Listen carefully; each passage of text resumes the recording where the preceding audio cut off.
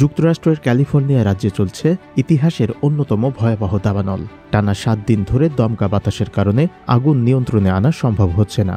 বন বিভাগ, fire department, বিজ্ঞান গবেষণা কেন্দ্র এবং সামরিক প্রযুক্তি প্রতিষ্ঠান সবাই একযোগে কাজ করছে।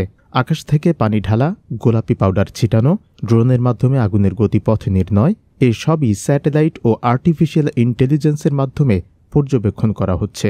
দাবানল নিয়ন্ত্রণে কানাডায় তৈরি বোম্বার্ডিয়ার 415 মডেলের সুপার উচ্চ বিমানগুলো গুরুত্বপূর্ণ ভূমিকা রাখছে। প্রতিবার 6000 লিটার পানি নিয়ে মাত্র 12 সেকেন্ডে জলাশয় থেকে পানি ভরে আগুনের উপর ফেলে দিচ্ছে।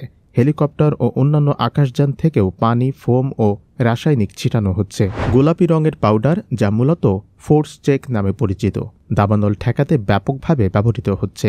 এতে পানি, অ্যামোনিয়াম ফসফেট ও সালফেট এবং রঙিন এজেন্ট মিশ্রিত থাকে।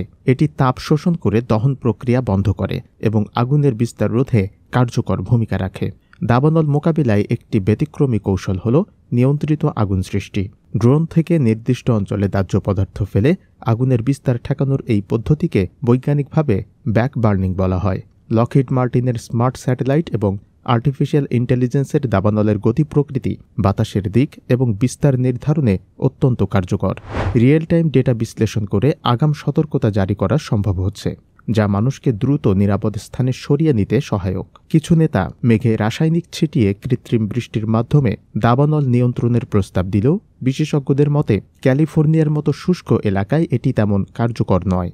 গবেষকদের মতে ভবিষ্যতে এমন প্রযুক্তি উদ্ভাবিত হতে পারে যা আগুনের সম্ভাব্য এলাকায় আগেই প্রতিরোধ গড়ে তুলবে। স্যাটেলাইটের মাধ্যমে আগে থেকেই সতর্কবার্তা দিয়ে মানুষকে নিরাপদ স্থানে সরিয়ে নেওয়া যাবে। ফলে দাবানল নিয়ন্ত্রণ আরও সহজ এবং ক্ষয়ক্ষতি অনেকটাই কমে আসবে। জবাবদিহি ডেস্ক রিপোর্ট।